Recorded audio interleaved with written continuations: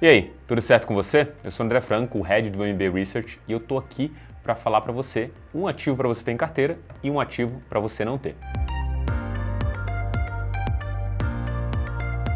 Diariamente, eu e meu time encontramos com alguns ativos que a gente acha interessante e no momento que a gente começa a estudar, além, óbvio, da quantidade de usuários e do tamanho que ele tem de market cap que chamam a atenção, a gente tem que avaliar uma coisa que é chamada de Token Economics, ou basicamente ali a economia por trás da valoração do token. Naturalmente, não é todo projeto que captura o valor por meio do token, e é esse cuidado que você tem que ter. Muitas vezes o projeto tem um token e mesmo que ele cresça, aquele ativo não necessariamente pode capturar o valor daquilo. O que eu trouxe para você nesse vídeo é uma análise de dois projetos que a gente considera interessantíssimo aqui, mas um deles tem um economics muito mais bem apurado do que o outro, o que naturalmente valida a intenção da gente colocar um na carteira e, obviamente, tirar outro. O que você está vendo aí na tela é o primeiro ativo que eu vou apresentar para você. Primeiro de tudo, assim, o que é interessante dentro dessa tese da Hillion é a ideia e a solução que ele trouxe para o mercado. Mas antes da gente entrar nesse contexto, eu preciso te explicar o que diabos é essa Hillion e o que ela tem a ver com cripto. Pra você ter uma ideia, eu sou engenheiro mecatrônico formado pela USP e na minha faculdade muitos professores falavam uma coisa para mim que foi meio que quase que um mantra, né? Uma ideia de futuro muito interessante que foi colocada na mesa, que era a seguinte: eles diziam que em 2020 nós teríamos ali por base de 1 trilhão de dispositivos conectados. O que era essa definição? Era o que se chamava de internet das coisas, dispositivos conectados à internet e trazendo dados do mundo real para o mundo digital. Naturalmente, quando você tem uma quantidade de dados absurda, você pode conseguir trabalhá-los e tirar alguns insights dele. Da mesma forma que hoje essa grande massa de dados que a gente tem por meio da internet facilita com que você faça recomendações ali de coisas que as pessoas querem ou não comprar e você tem uma eficiência por marketing, obviamente utilizando o marketing digital. Mas dito isso, o que era a ideia? A ideia era que você teria dispositivos ao redor do mundo inteiro, desde temperatura, pressão, até coisas como deslocamento de pessoas, e entenderia ali como esses dados poderiam ser úteis para os novos negócios. Qual que foi o problema do IoT, né, do Internet das Coisas? Foi que você não tinha uma quantidade de antenas para a transmissão desses dados de maneira barata e que pudesse ser usada no mundo todo. Pra você ter uma ideia, se eu criasse um dispositivo aqui no Brasil para medir o GPS colocando na coleira do meu cachorro, e obviamente eu saberia onde ele estava, se eu perdi eu conseguiria achar facilmente, uma série de outras coisas. Mesma coisa você pensar se você pudesse traquear ali a sua mala, né, para saber se ela foi extraviada, se está no local que você chegou ou se ficou pelo meio do caminho. Quando você tem esse contexto, é legal, olha, funciona em um local, mas o problema é que não funciona em outro. Você talvez precisaria de uma nova conexão para que o mesmo dispositivo que funcionasse aqui no Brasil funcionasse em outra região do mundo. E aí está o principal problema disso, né? Você não tem uma rede que se sustente para que esses dispositivos possam ser usados em qualquer parte do mundo. Naturalmente cria um desafio, uma barreira de entrada para todas essas empresas que querem crescer os seus negócios. O que a Hillion fez foi uma coisa impressionante. A visão que a gente tem hoje é que ela resolveu esse problema do ovo e da galinha que a gente tem nesse setor de IoT. O que quer dizer o problema do ovo e da galinha? Da mesma forma que acontece com o marketplace, né? Locais onde você compra ali tudo que tem de camisa preta, por exemplo. Você vai lá e tem todos os fornecedores de camisa preta. Quando o cara monta esse marketplace, ele tem dificuldade do problema do ovo e da galinha, que é: eu não tenho grandes vendedores aqui porque não tem muitos compradores. Eu não tenho muitos compradores porque não tenho grandes vendedores aqui. E ele precisa quebrar essa lógica. Você precisa criar incentivos para que uma das pontas venha e espere a outra chegar para naturalmente você construir um marketplace robusto. Esse problema do ovo e da galinha era exatamente da antena.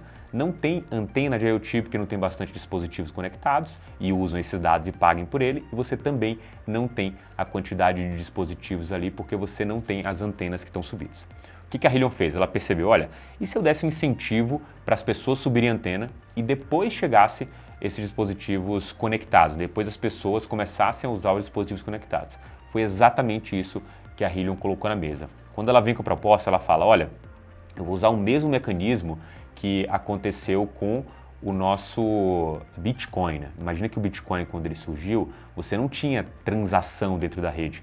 Ou seja, precisava incentivar muito mais o minerador com subsídio e uma taxa pequenininha pela transferência, porque ele não ia receber muito pela transferência. O que acontece ao longo do tempo?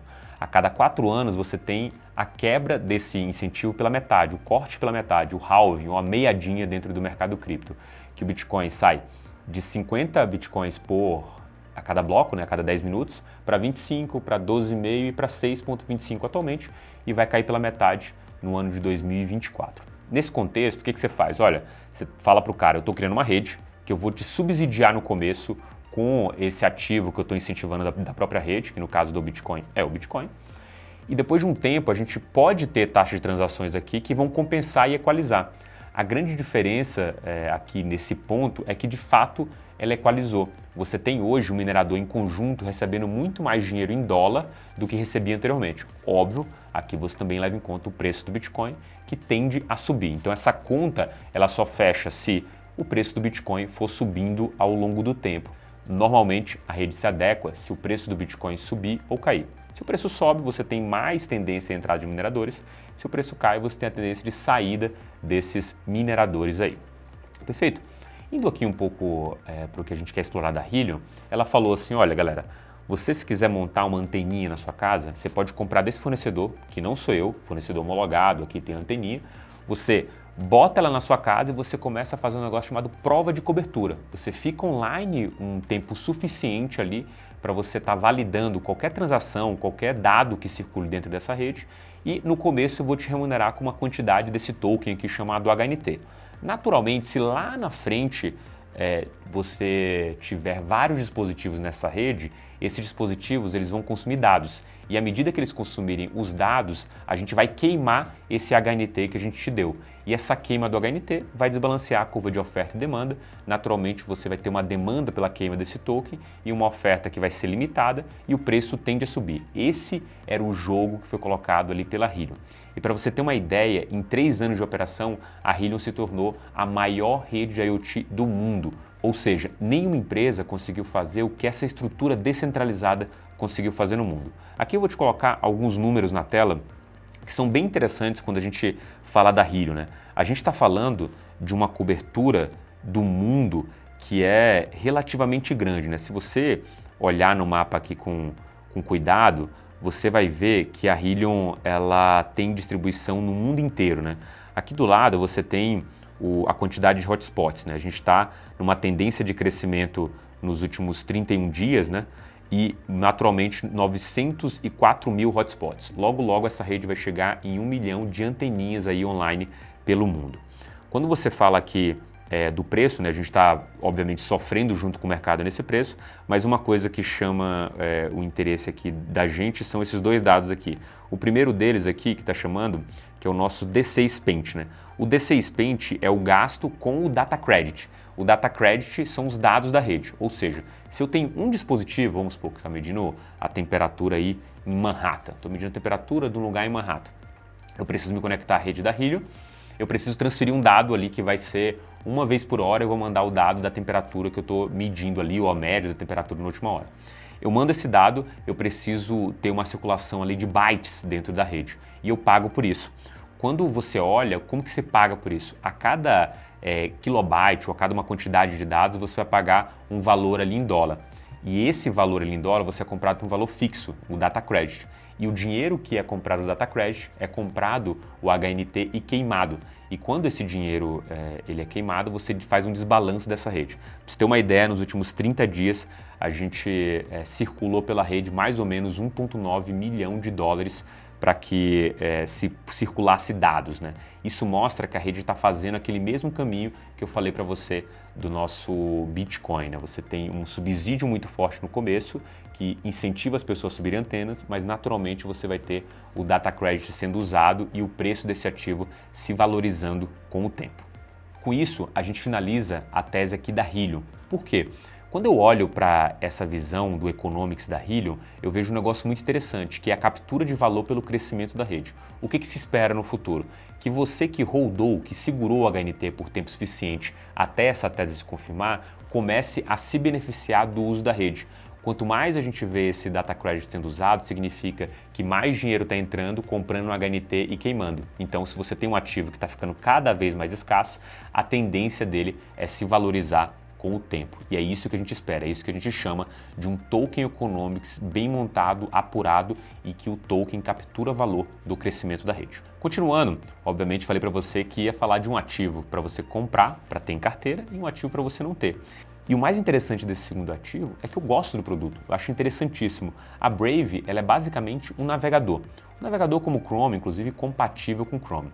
O que ele mudou no jogo? O que ele trouxe de diferente? A Brave Navegador, ele falou assim, cara, eu queria alguma coisa com Adblock nativo, ou seja, você baixa esse browser e você não está exposto à propaganda, ou seja, ele bloqueia tudo que seja possível bloquear e te dá uma certa privacidade ali, uma série de coisas que ele não compartilha.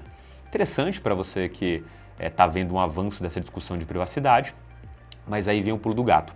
Ele tem um token chamado BAT, que é o Basic Attention Token. Esse token, em teoria, seria, vamos supor que você é um cara que baixou esse navegador, mas você pense assim, cara, eu poderia receber por ver propaganda, né? Pois é exatamente isso que a rede da Brave possibilita. Você pode receber o dinheiro diretamente dos anunciantes sem intermediário. E esse conceito para mim é poderosíssimo, porque você de fato está pegando o ethos de cripto, de desintermediar algumas operações e entregando mais valor para as duas pontas. Então, por essência, por filosofia dentro do mercado cripto, isso aqui faz total sentido. Agora, qual que é o problema? Quando você recebe o BAT, o que significa? Que uma empresa foi a mercado, comprou uma quantidade de BAT, decidiu a remuneração que vai ser feita para você e direcionou o anúncio para todo mundo que aceitasse ver o anúncio. Você viu o anúncio e recebeu o BAT. O momento 2 é onde você tem a quebra dessa lógica do economics. Quem recebeu o BAT tem zero incentivo para holdar esse ativo. Você poderia, inclusive, em algum momento, ter o Brave percebendo esse desbalanço e falando assim, olha, todo mundo que tem o Brave vai passar a partir de agora a ver propaganda, a não ser que compre uma quantidade X de Brave e deixe em stake. O que você cria aí? Um fluxo, uma demanda de compra por esse ativo. E essa demanda de compra vai fazer com que você tenha um desbalanço na curva de oferta e demanda, o que naturalmente deve fazer o token se apreciar. E isso é o que tem que estar na sua cabeça na hora que você avalia o economics ou a economia por trás de uma rede. Nesse caso aqui, a gente está falando de um navegador. E para você ter uma ideia, aqui você tem números interessantíssimos. Primeiro da recompensa, do Brave Sync, dos updates, ou seja, é um serviço que funciona. O problema aqui é que você não captura valor. Antes de terminar esse vídeo, queria que você comentasse aí se você tem alguma sugestão de ativo que você acha que captura valor, que o token captura valor do crescimento da rede, e outro que não captura. Exemplos não faltam, inclusive no top 10 para você ter acesso a isso. Para finalizar, eu queria deixar aqui o convite para você para um evento que vai rolar no dia 8 de agosto, às 19 horas. É um evento ali em que eu vou trazer para você insights como esse do mercado e tentar te trazer alguma luz sobre por que eu acho que esse momento do mercado é interessantíssimo para você comprar criptoativos, para você se expor. É no bear market que as grandes fortunas são feitas e também, obviamente, com fundamentos como esse aqui que eu trouxe para você. Então, se você quiser aprender de forma gratuita nesse evento do dia 8, clica aqui no link que está na descrição e você vai ser levado para uma página, basta se inscrever e esperar o meu próximo contato. Eu tenho certeza que você não vai se arrepender. Bem, agora eu vou finalizando por aqui. Um forte abraço e até o próximo vídeo.